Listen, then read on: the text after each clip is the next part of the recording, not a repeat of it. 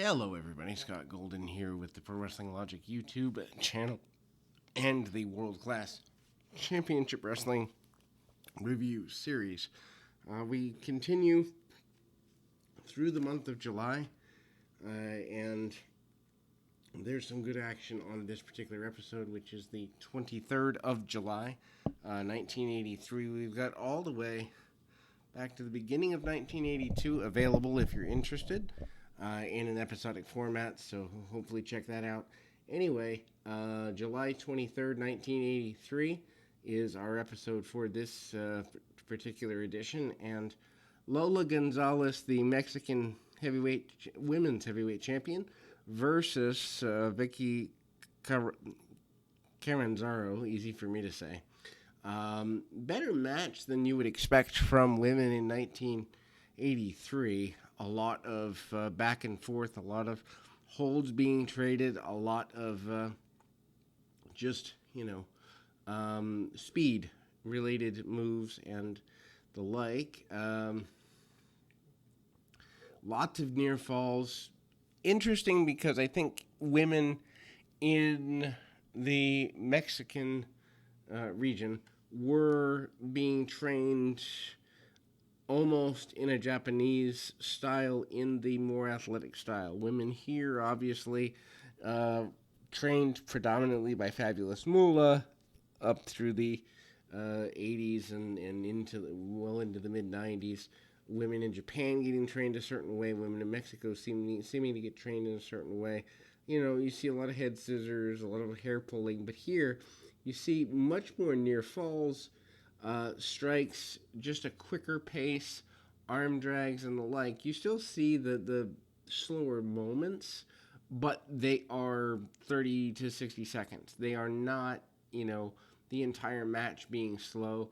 Even something as simple as a lucha arm drag, which for the time for women here stateside was a major move, eventually becomes something bigger, and many more near falls in this match than you'd see in a traditional women's match. Pinfall combinations were reserved almost to a lateral press, but you see cradles and sunset flips and all of that during this contest. I think these women were much more focused on having a good quality of match.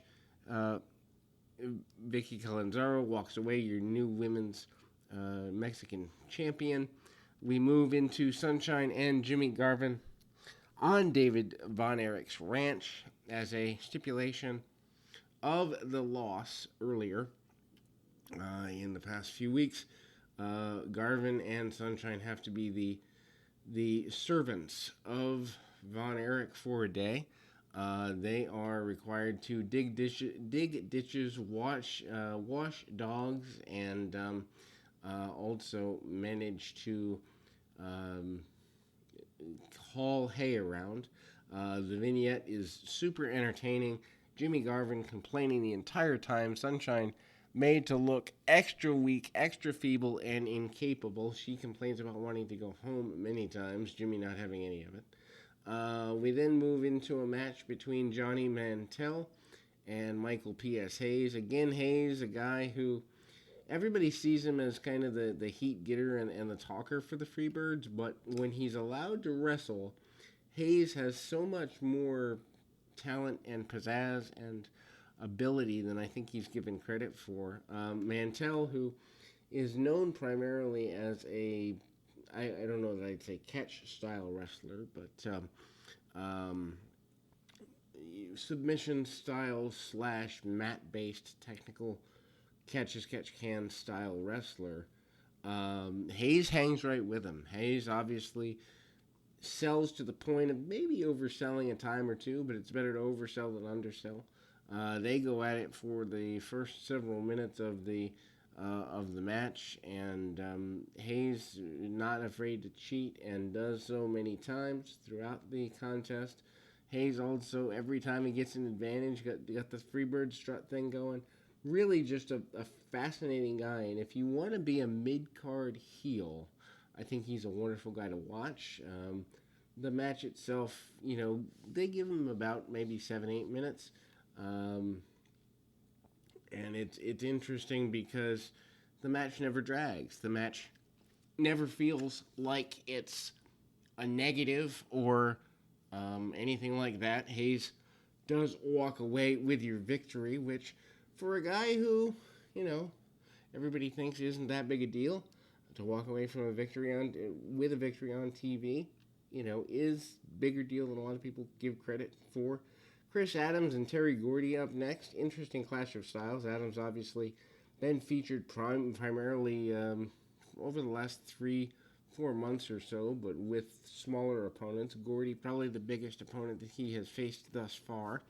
Very basic style match. Gordy using the power, and Adams using the speed and the technical prowess. So a slower match than Adams is used to, probably because of Gordy's size and the need to break him down. Keeps him on the mat for the majority of the contest, as one would expect.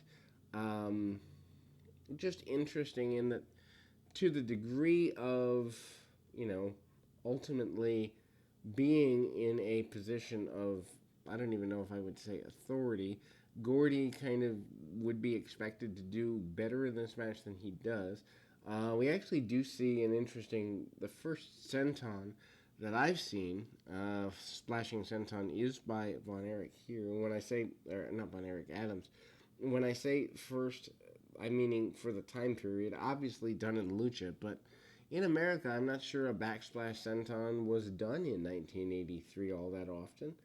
Maybe Tiger Mask when he was over doing an American tour, but certainly, not your typical move for that point in the year, or that year in general.